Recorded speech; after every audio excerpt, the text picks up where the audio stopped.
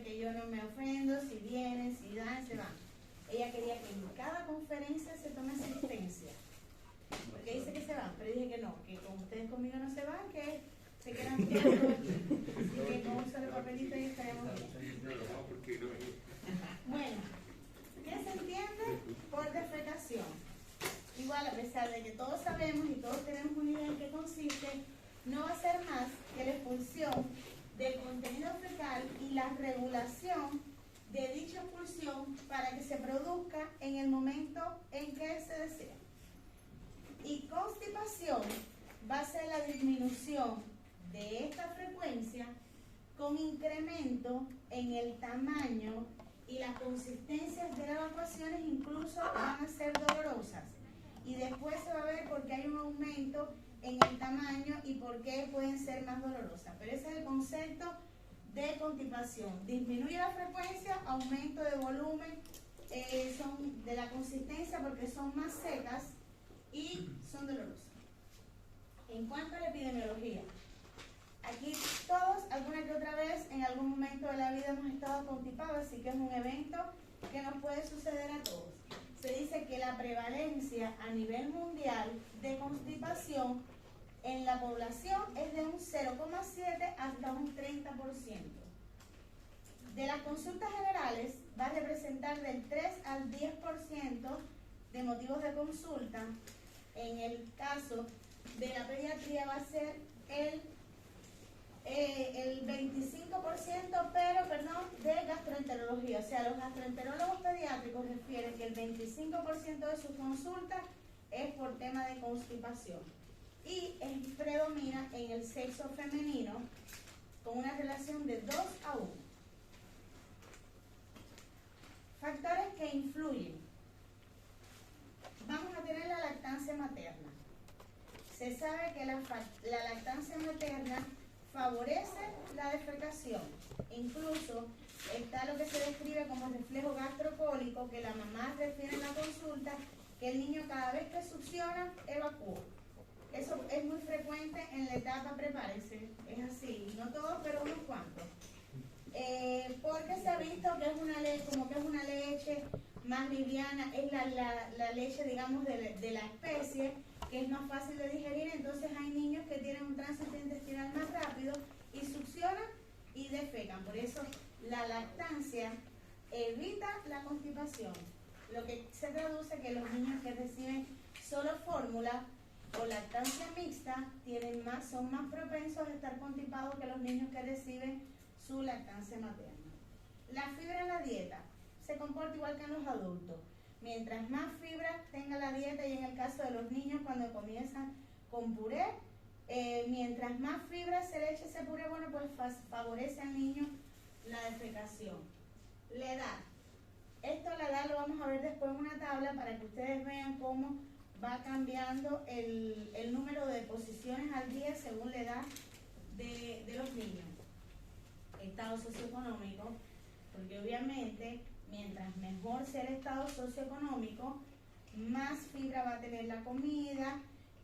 Por ejemplo, una persona con menos recursos quizás no pueda comprar Nan Comfort, que es un poquito más cara, que se disminuye los cólicos, que tienen probióticos. Entonces ahí vemos como que también a nivel socioeconómico va a influir en la alimentación que se le dé a ese bebé.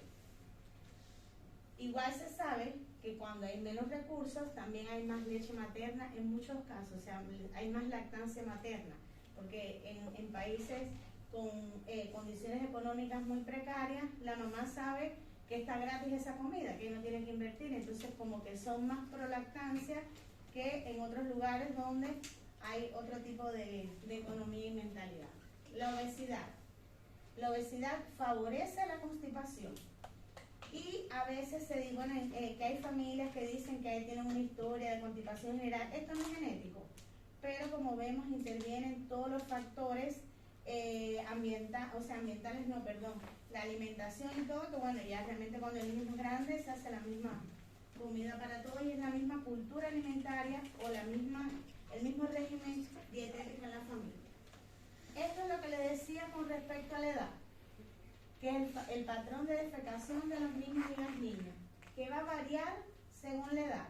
Como les decía, en la etapa neonatal, incluso como que cada vez que se alimentan pueden tener deposiciones o se plantea que pueden tener hasta 4 deposiciones al día durante la primera semana.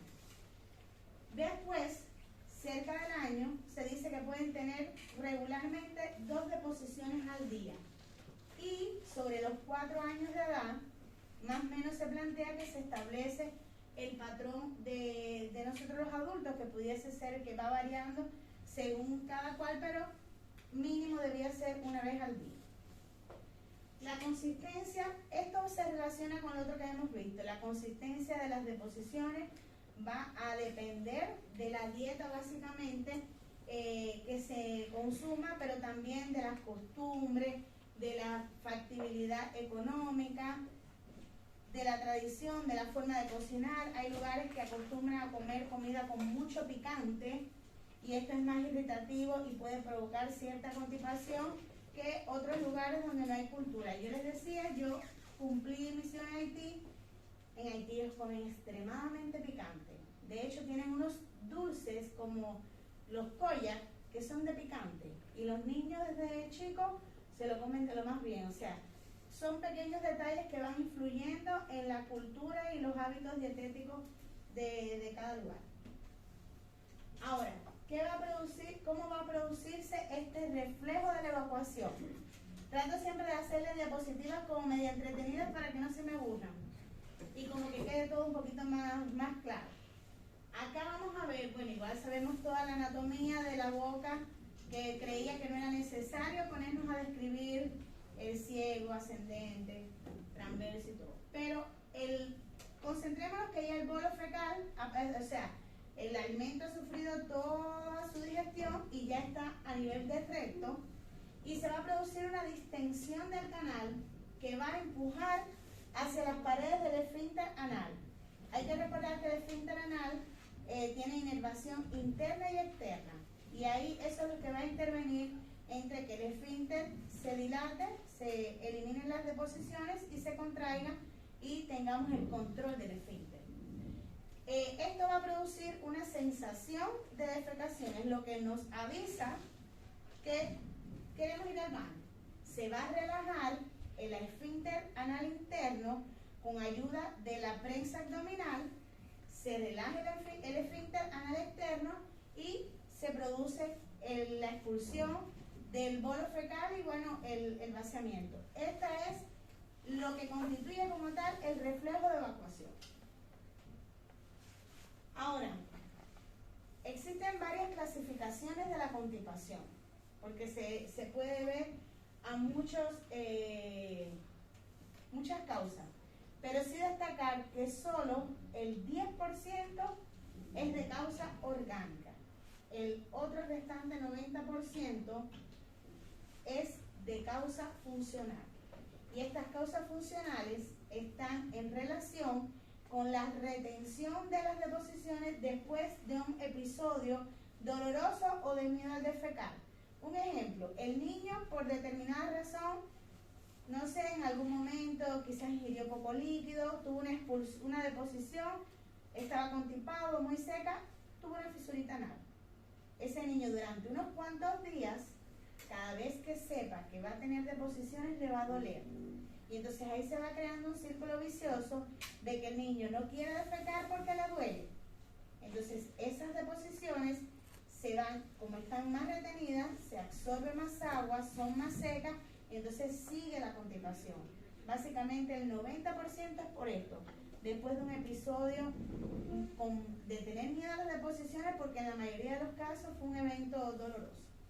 Pero dentro del 10% de las funcionales, podemos hablar como causas intestinales, la enfermedad de Hirschsprung, las malformaciones anorrectales y la displasia neuronal. ¿Por qué la displasia neuronal? Porque ahí va a haber cierto problema con la inervación del canal anal y entonces no se produce de forma adecuada la eliminación de o la defecación. Dentro de las causas neurogénicas vamos a tener sobre todo las que están relacionadas con la parte lumbar. Ahí vamos a tener los mielomeningoceles, las espinas bífidas, que como estas malformaciones tienen trastornos en la inervación, toda la zona cercana a la parte cercana al recto, pues no tiene la misma inervación y ahí aparecen los trastornos en la deposición. La parálisis cerebral infantil, que es la PCI, ¿por qué? Porque los niños que tienen una PCI son niños con características especiales. Entonces son niños que generalmente están encamados, que no tienen una movilización de su intestino, son niños que muchas veces no mastican o no degluten, entonces todo es a nivel de papilla, de puré, además de su estado como tal, que es favorecedor o que favorece la constipación, los tumores, las neuropatías. En cuanto a las causas metabólicas o endocrinas, bueno, el hipotiroidismo, la diabetes mellitus, la hipo o la hipercalcemia y la intoxicación por vitamina D, o sea, la hipervitaminosis D. Pudiera darse el caso, por ejemplo, los recién nacidos pretérminos generalmente tienen la osteopenia del prematuro, que el tratamiento es darle vitamina D, pero si se van para el otro lado, porque bien la mamá le da más gotas de lo que considere y hacen una hipervitaminosis D, estos niños después pueden estar constipados. Como fármacos, bueno, pues los opiáceos, los anticolinérgicos, los antidepresivos, que esto ya se ve más bien en niños más grandes. Como otras causas, bueno, pues la anorexia nerviosa, porque obviamente, que igual después lo veremos en una conferencia, en la anorexia las personas no comen. Entonces, al no comer, no tienen deposiciones diarias y esas deposiciones pues se van haciendo más secas y son más difíciles de eliminar. En el caso del abuso sexual, por lo que referíamos, el trauma, el dolor, que después el paciente es como la fisura, después no quiere eliminar deposiciones. En el caso de la esclerodermia, de la fibrosis quística, porque son enfermedades que influyen sobre el tránsito intestinal, las alergias alimentarias y la celiaquía. Hay muchos trastornos de la defecación, o sea, se conocen varios. Dentro de ellos tenemos el que vemos con mayor frecuencia, es la disquinesia del lactante.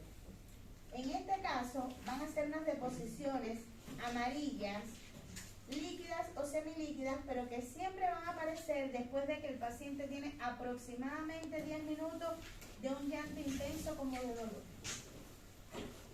Entonces ahí se dice que es como que esto se produce porque el paciente como que trata de defecar con el esfínter cerrado, entonces como que no puede, le duele y por eso es que se pasa mucho tiempo llorando, que se dice que puede ser hasta 10 minutos.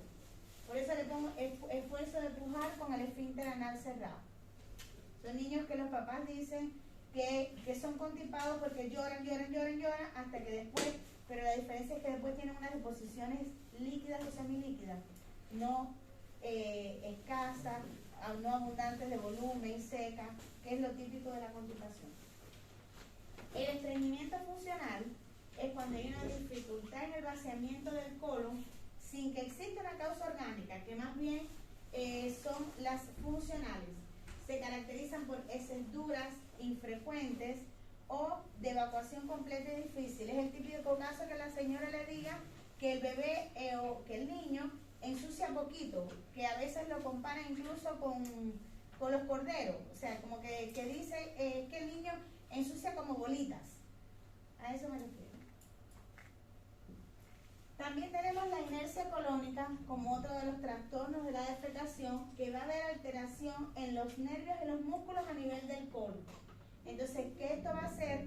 Que el desplazamiento del bolo fecal sea más lento y también hay una falla en la presión intraabdominal. Entonces, si el tránsito es lento y no funciona muy bien la prensa abdominal, cuesta más trabajo que el niño elimine ese bolo fecal. Y realmente no hay una causa que podamos determinar cuál es, pero sí se puede asociar, sobre todo en aquellos niños que tienen un hipotiroidismo, que tienen una diabetes, o sea, que tienen un trastorno orgánico aparte y que la constipación es una consecuencia de su enfermedad de base. El síndrome de colon izquierdo hipoplásico, que después por ahí se verá que es poco frecuente. Y en el recién nacido hay que sospecharlo sobre todo en los hijos de madres diabéticas, en aquellos niños que también coincide con el Hirschsprung, en las primeras 48 horas no han defecado, y también se puede ver asociada a la FQ o fibrosis quística o en los Hirschsprung. La fisura anal, o sea, obstrucción al tracto de salida, que es cuando hay lo que les decía, que hay un estreñimiento secundario a una causa dolorosa. Aquí pueden ver la imagen de la fisura anal, donde el paciente sabe que por una lesión que generalmente, a menos que sea en el caso del abuso, es un niño que tuvo una deposición dura, que le costó mucho trabajo eliminarla y quedó con una fisura. Incluso muchas veces la mamá le puede decir de que el niño mancha el pañal o mancha el boxer, y cuando se examina tiene una fisura que, bueno, una costumbre de decir una fisura a la hora tal, guiándonos por las manecillas del reloj, a la hora 3, a la hora 6, 9, 12, son generalmente los sitios más frecuentes de la fisura, pero puede tenerlo en cualquier ubicación del esfínter anal. Entonces es muy doloroso para el niño, y además, como ya el niño se da cuenta que cada vez que quiere defecar le va a doler hasta que cicatrice esa fisura anal. Pero aunque después de cicatrice, ya va a quedar como algo incorporado de que le duele, y entonces no quiere. Trastorno de la defecación, también la incontinencia fecal no retentiva o la enocopresis, que como mismo está la enuresis, que los niños se orinan, la mamá muchas veces puede llegar a la consulta y decir que es que el niño mancha el calzoncillo, o el calzón no, bueno, también en las niñas, porque no es capaz de controlar el esfínter. Entonces generalmente se ven niños ya más grandecitos, porque antes de los 3 años no se le presta tanta atención o pasa desapercibido, porque el niño puede ser que todavía no tenga control del esfínter. Entonces cuesta dilucidar cuando es entre una cosa y otra. Pero lo característico de la encopresis, primero, aparece en los mayores de 4 años. Segundo, el niño va a tener deposiciones en lugares inadecuados. Son esos niños que no lo hacen en el baño, sino que en cualquier lugar se han adaptado a hacerlo, que no tienen trastorno de la defecación, y muchas veces involuntario. A veces el niño no puede controlar el esfínter y por eso mancha su ropa interior. Generalmente es diurno, no acostumbra a ser nocturno, y se presenta en un niño que no hay episodios de que sea constipado. O sea, no es este niño que no puede, es un niño mayor de 4 años que defeca en lugares inhabituales o inadecuados, que generalmente es de día, que no tiene constipación, y que puede haber, o que generalmente hay algún factor psicológico precipitante. Por ejemplo, la mamá lleva al niño a la consulta y les dice que el niño está manchando su ropa interior, y cuando usted indaga, los papás se están divorciando o hay algún problema en la familia que hace que se presente este evento en el niño. Y así, para reconocerlo: inapropiado el lugar, mayor de 4 años, no hay episodio de constipación, generalmente diurno. Estos son los criterios diagnósticos de la encopresis, que más o menos lo mismo que ya habíamos hablado. Es, como les decía, en lugares inapropiados, que lo mismo puede ser la ropa, en el suelo. Son niños que a veces en cualquier lugar presentan sus deposiciones de forma voluntaria e involuntaria, bien porque él quiere hacerlo o porque él no puede controlarlo. Como les decía, mayor de 4 años, al menos un episodio en el mes, al menos. Dura mínimo 6 meses este episodio, y no hay un cuadro orgánico que nos pueda hacer pensar como la causa de, sino más bien son factores psicológicos que influyen en que se presente este cuadro. Por suerte, revierte con tratamiento, al igual que la enuresis. Acá en la enfermedad de Hirschsprung, ahí le ponía una foto, una diapositiva, que se va a producir, es una malformación congénita, y básicamente va a ser por un defecto de la inervación, porque van a ver, no hay células ganglionares. Entonces hay un déficit en cuanto a los plexos de Meissner y Auerbach, no sé si lo recuerdan, de fisiopatología, que son los que intervienen en este proceso. Entonces, como hay también una inhibición parasimpática, se ve bloqueado todo lo que les mencionaba del reflejo de la defecación. Y el colon proximal, como ustedes van a ver, va a haber una parte del colon que va a estar angosta y la parte proximal va a estar dilatada. Entonces, ¿qué va a ocurrir? Que la mayoría de las deposiciones se van a ir acumulando en esta parte que está dilatada y cuesta, hola, ¿cómo está? Que pasen a la parte estrecha y así que el paciente pueda eliminar las deposiciones. En los recién nacidos, sospecharlo sobre todo cuando es un paciente que puede ser hijo de madre diabética o que ya lleva 48 horas sin eliminar deposiciones, sobre todo si es un niño a término, porque los pretérminos pueden que tarden un poco más la evacuación de meconium. En el lactante y los niños mayores ya se va a ver además una distensión abdominal y se puede ver esta parte que está dilatada se puede palpar. Obviamente, mientras más delgado es el niño, más fácil es de palpar, y el diagnóstico se hace con radiografías y tránsito, que lo veremos después. Ahora, el diagnóstico, como siempre, se hace en cualquier patología considerando la anamnesis o el interrogatorio, el examen físico y los complementarios, y ahí vamos aunando criterios. En la anamnesis, bueno, es importante investigar qué frecuencia de deposiciones tenía el niño antes y ver con qué frecuencia está esto, averiguar, por ejemplo, como les decía, si se está presentando algo dentro del medio familiar, alguna crisis, algún problema, qué tamaño y qué consistencia tienen las deposiciones, porque mientras más constipado es el niño, mayor es el tamaño de las deposiciones porque se acumulan más y son más secas, porque mientras más tiempo estén retenidas, más se absorbe el agua y se va poniendo cada vez más seca, y por eso son más duras y cuesta más eliminarlas. Ver lo que habíamos visto en cuanto a los factores de riesgo, cuál es la dieta que lleva el niño, para saber qué come el niño, si ingiere poca fibra dietética que pudiese favorecer, si son niños, por ejemplo, hay que preguntar si el niño consume fruta, si, por ejemplo, si le preparan un pan con semilla, algo que favorezca su tránsito intestinal. Y no debemos olvidar que siempre que le manden un paciente constipado, hay que tratar de descartar, mientras sea posible, el abuso sexual, porque es una causa de constipación. En cuanto al cuadro clínico, ahí le puse los porcentajes, pero bueno, en sentido general, bueno, hay una incontinencia fecal, va a tener el niño menos de 3 deposiciones a la semana, igual ya habíamos visto con anterioridad el patrón que normalmente van presentando según la edad. El niño tiene, el papá se da cuenta que el niño es un esfuerzo para defecar y que además el niño refiere que le duele, y si es un niñito que no puede hablar, bueno, pues lo manifiesta con el llanto. Y ahí es donde el papá se da cuenta, la postura, que se encoge, que se toque el abdomen.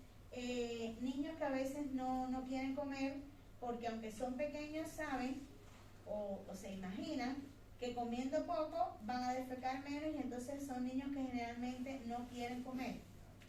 Pueden tener vómitos porque a veces, incluso lo vemos en los recién nacidos, a veces los recién nacidos, sobre todo los pretérminos, cuando no están tolerando la vía oral y uno ve que llevan 24 a 36 horas, se le hace un estímulo rectal, elimina el meconio y favorece la tolerancia de la alimentación. Infecciones urinarias o incontinencias urinarias, que también serían causas de constipación, y como les decía, los factores los factores psicológicos, que ahí podríamos incluso tener en los niños más grandes, que se podría hablar del bullying. Aquí existe algo que se llama criterios de Roma, que los criterios de Roma, según la edad y el tiempo en el que uno los observe, bueno, pues podríamos hablar de constipación o no. En el caso de los menores de 4 años, con 2 o más criterios, por un mes, ya se puede hablar de constipación. Son los mismos factores, los mismos aspectos a considerar. La diferencia es que el menor de 4 años va a tener 2 o más factores en un mes.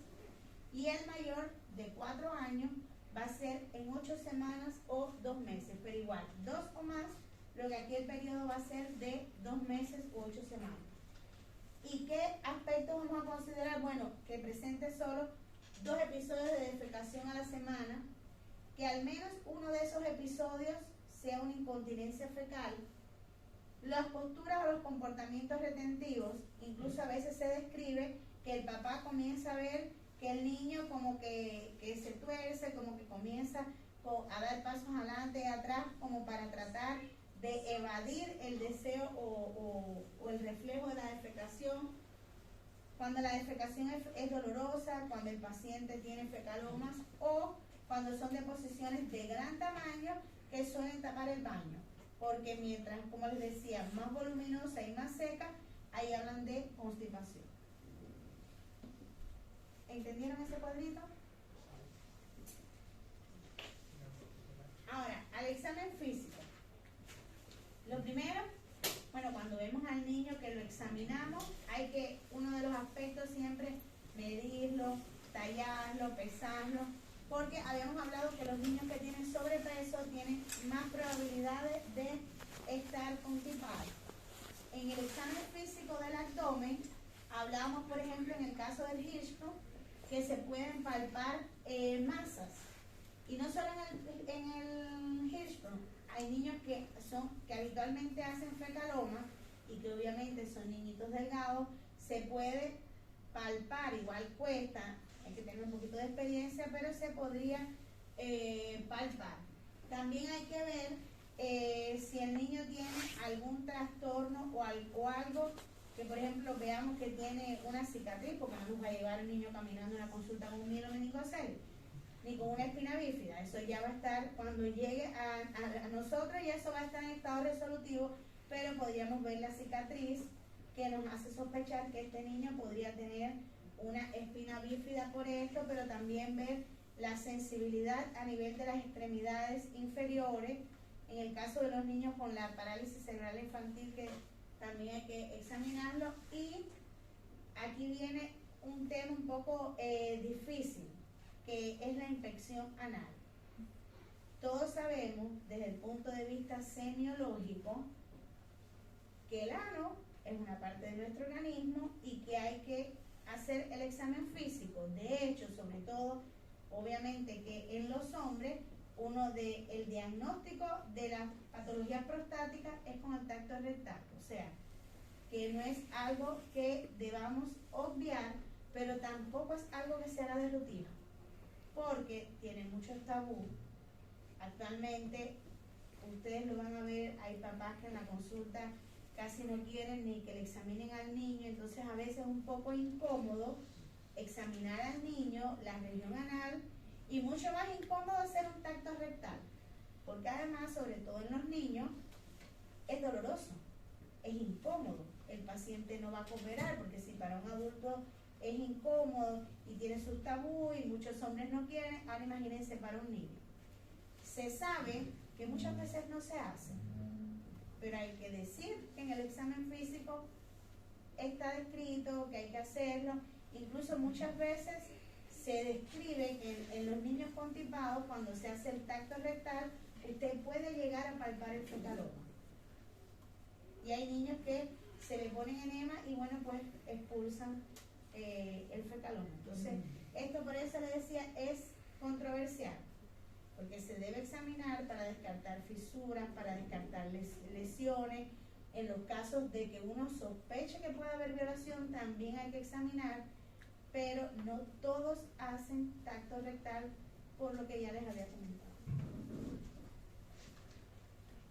Ahora, dentro de los exámenes de laboratorio, generalmente, bueno, podríamos partir con un examen de rutina, y ahí sobre todo en la química sanguínea, porque en esto no influye mucho el hematocrito, eso prácticamente no tiene que ver, pero sí sería importante el estudio de las pruebas tiroideas, TSH, T3, T4, para el diagnóstico de un hipotiroidismo, para ver cómo están los niveles de electrolitos, porque habíamos hablado que la hipo y la hipercalcemia eran capaces de producir la constipación, pero además se sabe que los niños que tienen alteraciones en el nivel del potasio y a veces en el magnesio, pues tienen como cierto hilo paralítico, sobre todo los niños que están graves, y esto ayuda a que el paciente no defeque, y si es un paciente que está grave, que no se moviliza, se van sumando factores que al final se traducen en constipación. Exámenes radiológicos son mucho más específicos, porque un abdomen simple, lo que podríamos ver es el contenido fecal. Pero ahora, a la hora de un Hirschsprung, un examen más específico, se necesitan estudios contrastados para poder ver cómo va variando el diámetro y a qué porción está el defecto. ¿No ven? Aquí yo le ponía el enema varietado para evaluar la anatomía del colon, y no se indica de forma rutinaria. O sea, el paciente no va a llegar y usted le va a indicar un enema varietado. No. Usted primero va a ir probando con la dieta, tratando de ver las otras causas, porque recordar que el 90% son causas funcionales, no orgánicas. Entonces, después que ya usted ha explorado y que no ha visto ningún resultado bueno, pues lo deriva, o ya ahí entonces se indicarían los estudios contrastados. El tránsito intestinal, que bueno, es útil, se ve sobre todo en los casos de la incontinencia fecal que no responde al tratamiento y que además no se realiza de rutina ni se realiza en todos los lugares, porque los marcadores no están disponibles al acceso de todos. La manometría no rectal, que tampoco es de rutina, porque ya les digo, esto es una patología un poco tema tabú, por lo que significa la manipulación o la exploración de la zona anorrectal. Con una manometría mediríamos la presión, pero tampoco son exámenes que uno haga de rutina. Generalmente lo que se hace es que estos niños se van derivando hasta encontrar la causa orgánica, y sobre todo más bien digamos de un Hirschsprung, algo así, porque por ejemplo si es un hipotiroidismo usted lo diagnostica y el paciente debe ir mejorando. Si es una diabetes usted lo diagnostica y también debe ir mejorando. La biopsia, que está indicada en el caso del Hirschsprung, pero obviamente antes de hacer la biopsia ya se ha sospechado y se ha hecho un estudio contrastado. Y la resonancia magnética solo está indicada en aquellos casos donde se sabe que el paciente tiene alguna disgrafia, algún trastorno neurológico, que el trastorno de la inervación es capaz de provocar la constipación. Y como dice el refrán, lo que se sabe no se pregunta. Si sabemos que el paciente está operado de un mielomeningocele, no vamos a descubrir mielomeningocele porque ya está operado.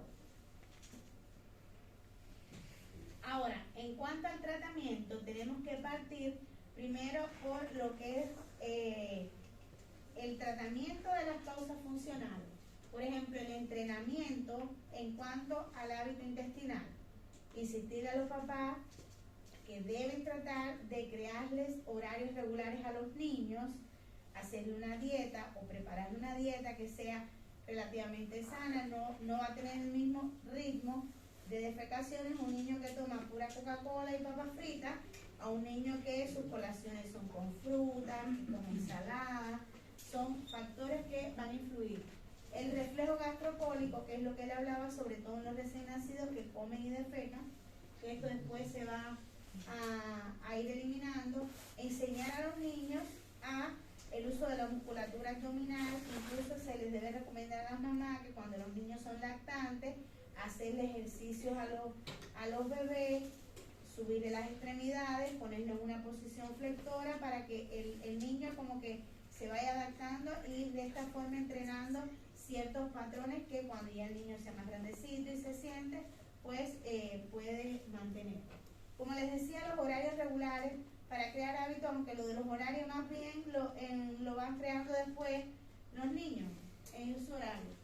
En el caso de aquellos niños que tengan alguna debilidad de la pared abdominal o algo, bueno, pues realizarle tratamiento kinesiológico para fortalecer esa musculatura abdominal y que el niño aprenda a utilizarla, y bueno, tratar la fisura anal en el caso de que se presente.